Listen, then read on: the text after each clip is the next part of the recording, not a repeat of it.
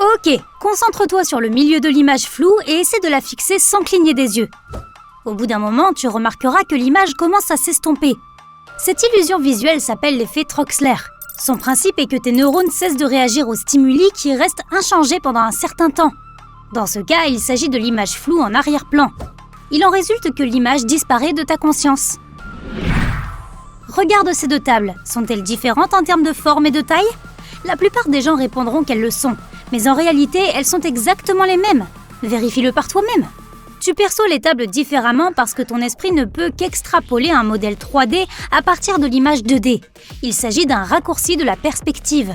C'est l'effet visuel qui se produit lorsqu'un objet semble plus petit qu'il ne l'est lorsqu'il est incliné vers toi. Regarde le point blanc au milieu du cercle rouge.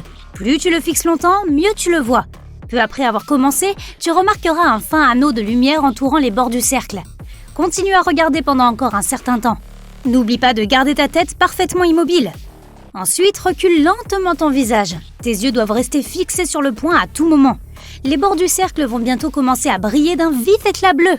Si tu continues à reculer ta tête, la couleur deviendra de plus en plus vive.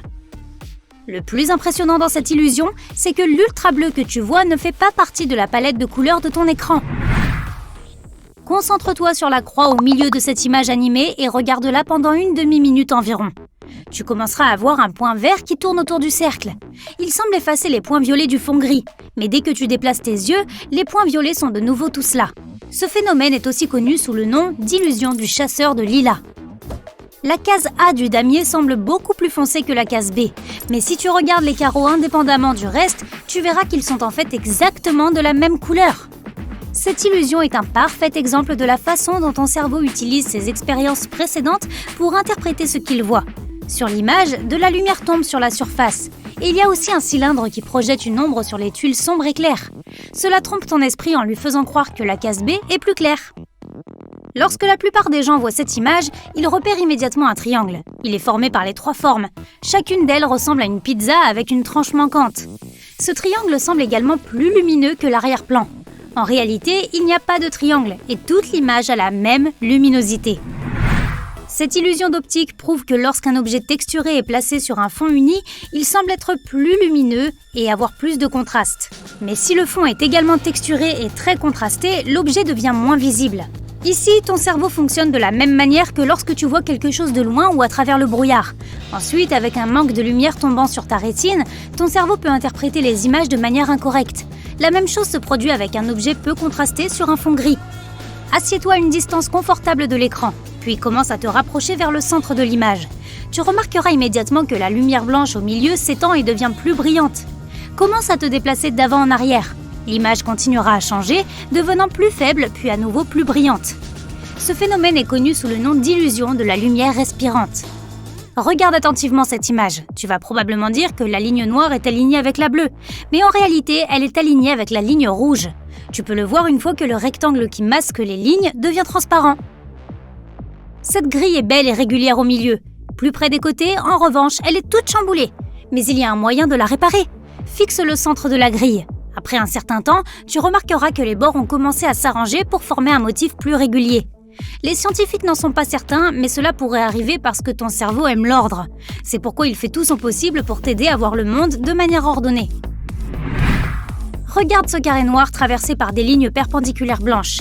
Les points où les lignes se croisent changent de couleur, passant du blanc au gris et inversement. Lorsque tu te concentres sur un point particulier, tu vois qu'il est blanc. Mais dès que ton attention s'égare, le point devient gris. C'est ce qu'on appelle l'illusion de la grille d'Hermann. Et maintenant, si on allait un peu plus loin, cette fois, il y a des points blancs placés aux intersections des lignes grises. Regarde attentivement cette image. Tu remarqueras des points noirs qui commencent à apparaître aux intersections. De plus, il est probable qu'à un moment donné, tu perçoives les points comme étant blancs. Et puis, presque immédiatement, tu les verras noirs. Lorsque tu regardes cette image, il peut te sembler que les lignes grises horizontales sont légèrement inclinées. Mais en réalité, elles sont parallèles.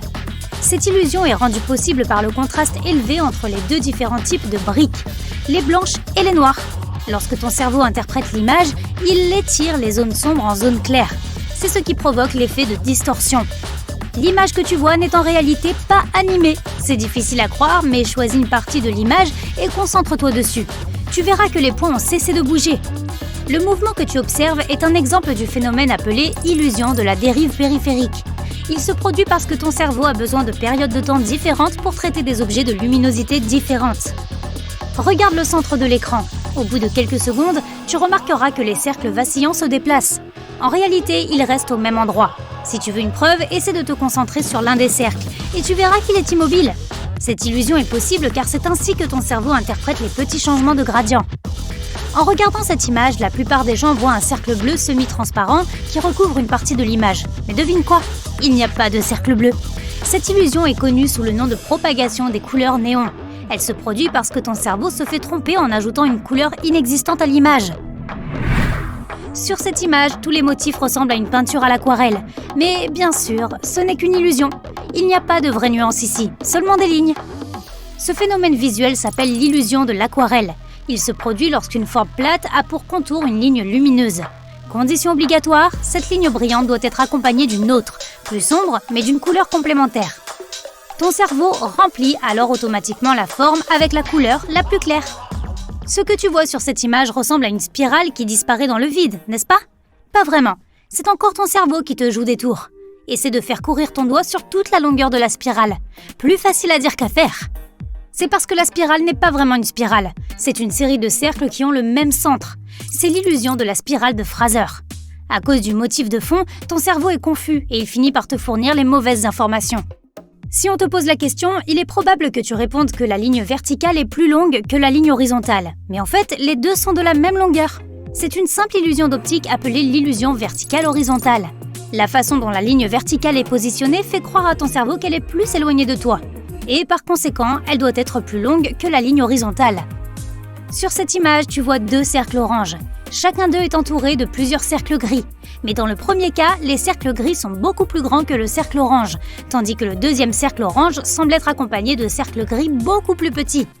Tu ne peux pas nier que le cercle orange de droite semble être plus grand, mais tu l'as compris, ce n'est qu'une illusion. Elle est basée sur ta perception de la taille relative. Ton cerveau se fait tromper en croyant que les choses sont plus grandes lorsqu'elles sont entourées d'objets plus petits. Ce que tu vois à l'écran s'appelle le cube de Necker. Si tu n'as pas d'autres repères visuels, il est impossible de déterminer la véritable orientation du cube. Parfois, il peut sembler que sa face avant pointe vers le bas à gauche, et l'instant d'après, tu peux avoir l'impression qu'il est orienté vers le haut à droite. Observe le mouvement des pieds bleus et jaunes. Ils semblent avancer un par un. Maintenant, essaie de regarder non pas ces rayures, mais entre elles.